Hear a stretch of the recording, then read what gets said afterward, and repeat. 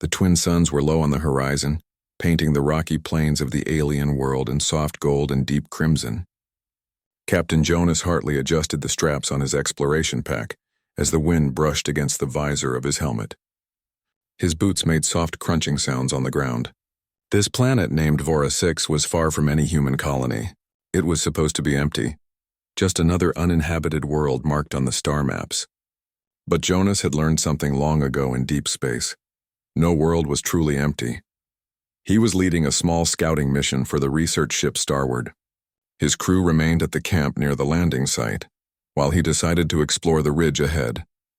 The air here was thin but breathable, filled with the scent of unknown plants. Large crystal-like structures grew out of the ground like trees, reflecting the light like frozen stars. Jonas moved slowly, carefully scanning his surroundings with his wrist device. Then he heard it, a soft, shaky sound, a whimper. It wasn't wind, and it wasn't the creak of the crystals. Jonas stopped moving. He lifted the visor on his helmet slightly to listen more carefully. There it was again, a faint cry.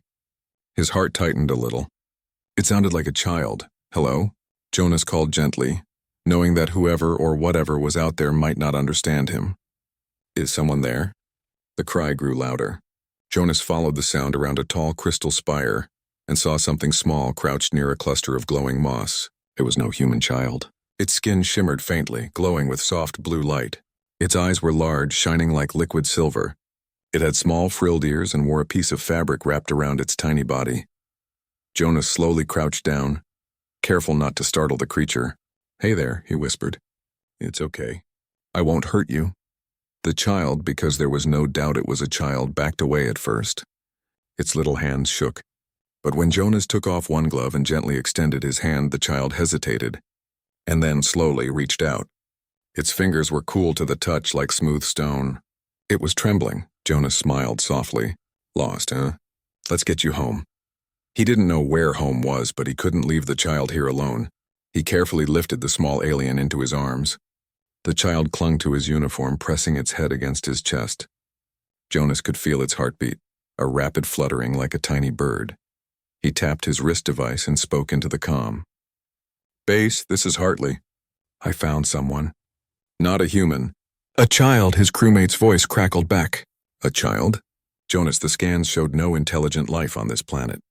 "Well," Jonas said, adjusting the child in his arms, "the scans were wrong."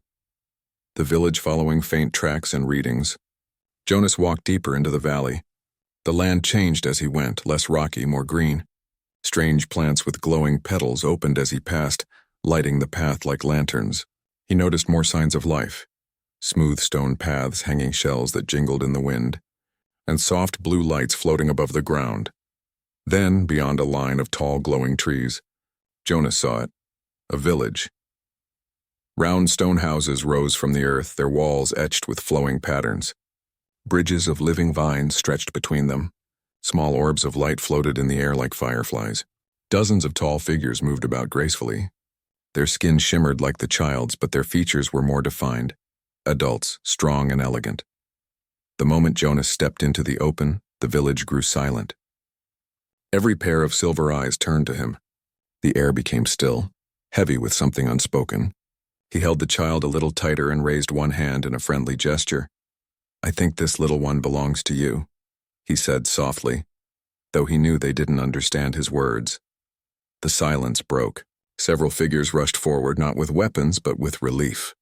A woman-like alien, taller than Jonas, ran to the child with tears glowing faintly in her silver eyes. The child reached out to her, calling something in a soft musical language. Jonas gently handed the little one over. The woman cradled the child, holding them close as others surrounded her. The villagers didn't push Jonas away. In fact, they looked at him with something close to wonder. Then, without warning, they all knelt. Jonas froze. He looked around in confusion. Every villager, even the woman holding the child, was kneeling and lowering their heads. A line of elders stepped forward, tall cloaked figures wearing robes made of shimmering fabric. They had symbols carved into their foreheads and carried staffs that glowed like the stars. Jonas swallowed. I just returned a lost kid." "No need for this." The oldest elder stepped closer.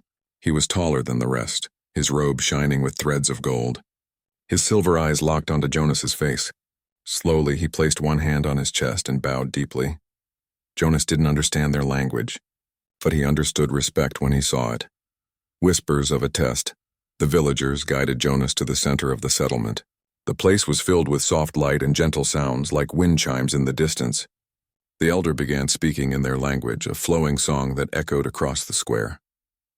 Jonas stood awkwardly as the people nodded, whispering among themselves.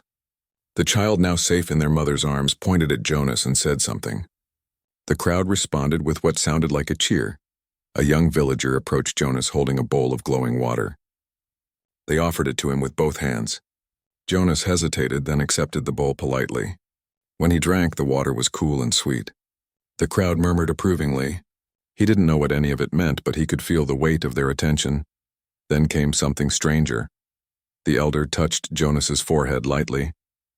A soft light bloomed between them. Jonas saw brief flashes, images in his mind. A great circle of stars, a throne made of light, a figure standing before a crowd leading them. He stepped back, startled. "What was that?" The elder smiled. Not a human smile, but something close. Jonas realized they were not thanking him. They were expecting something. The eyes of the people that night, they gave Jonas a place to rest in a round stone hut. He sat by a fire that burned blue instead of orange, trying to make sense of what had happened. The villagers were kind, almost reverent. They brought him food that glowed faintly and tasted like sweet fruit. Children peeked through the window to look at him, whispering and laughing softly. But what unsettled Jonas wasn't their kindness, it was their gaze. Wherever he went, people looked at him not like a stranger but like someone important, like someone they had been waiting for. Through the window, Jonas saw the elders gathered around a large circular stone in the village square. The child he had found sat on the lap of the eldest one, glowing faintly. They were performing some kind of ceremony. The villagers raised their hands toward the sky, and the stars above seemed to pulse in rhythm with their movements. Jonas didn't understand their words, but he felt something stirring in the air. A quiet energy, a sense of destiny. As he watched, the elder pointed toward his hut. Hundreds of eyes turned toward him again. Jonas let out a slow breath. "Oh no, what did I walk into?" An ancient tradition. The next morning, Jonas awoke to the sound of drums. Soft, slow beats echoed through the valley. When he stepped outside, the entire village was gathered in the square. A line of elders waited for him, and the crowd parted like a sea. The elder who had touched his forehead the night before approached him again and placed a glowing band of fabric around his shoulders. The villagers cheered. A translator device from his ship allowed Jonas to catch only a few words, but it was enough to freeze him. Chosen. Test. Leader. He realized then that returning the child hadn't just been an act of kindness. It had been something far greater to them. A tradition, a test, and he unknowingly had passed the first part. He stood there, surrounded by glowing eyes and soft music, feeling a strange weight settle on his shoulders. He wasn't just a visitor anymore. To them, he was something else, someone who might lead them. The sound of drums filled the air again. Morning light spilled into the village, warm and golden, touching every stone and glowing tree. Jonas Hartley stepped out of the small round hut they had given him, blinking against the light. The village was gathered in the square, just like the day before. But this time the air felt different, heavier, filled with purpose. The elders stood in a perfect line, their robes shining in blue and gold. The lost child, now safe with its mother, stood near them, smiling softly. The entire village looked at Jonas. Their silver eyes reflected the sunlight, making the moment feel almost unreal. Jonas wasn't a leader. He was an explorer, a man who fixed broken machines, not someone who gave speeches. But something deep inside told him this wasn't a moment he could walk away from. The eldest elder raised his staff, and the drums went silent. Then he began to speak in their flowing musical language. Jonas couldn't understand every word, but the translator device on his wrist caught a few. Chosen one. Trials, heart, strength, wisdom. Jonas took a deep breath. All right, he whispered to himself. Let's see what kind of test this is. First trial. The path of light. They led Jonas to the edge of the village where tall crystal spires grew like a forest. Each crystal glowed in different colors, blue, green, gold, violet, creating a maze of shifting light. An elder touched Jonas's chest gently, then pointed toward the center of the glowing maze. A stone pillar stood far inside, shining bright. "Find," the elder said through the translator. "No fear, clear heart, clear mind." Jonas stepped into the maze. The moment his foot crossed the first glowing stone, the light shifted. Paths closed behind him. New ones opened ahead. It was alive, like the maze was testing him. At first, Jonas tried to use logic.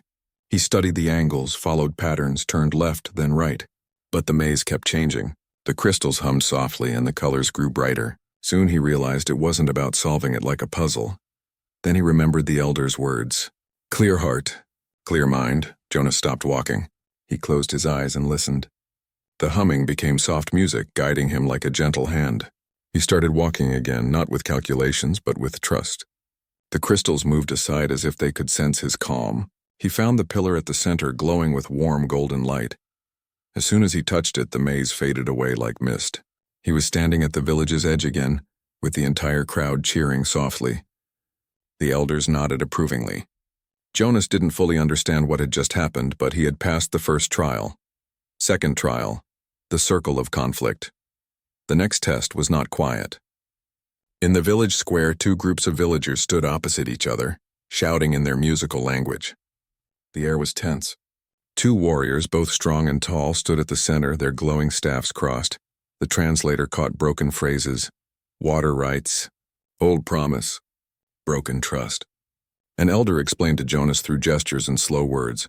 For many seasons, these two families fight. No leader has made peace. Today, you will, Jonas blinked. Me? I'm not. But the elder had already stepped back. The villagers stared at him, waiting. The warriors stared too, their expressions sharp and guarded. Jonas felt a knot form in his stomach. But then he remembered how these people looked at him yesterday. Not like a stranger, but like someone who mattered. Maybe this was the real test. Not strength, not power, understanding.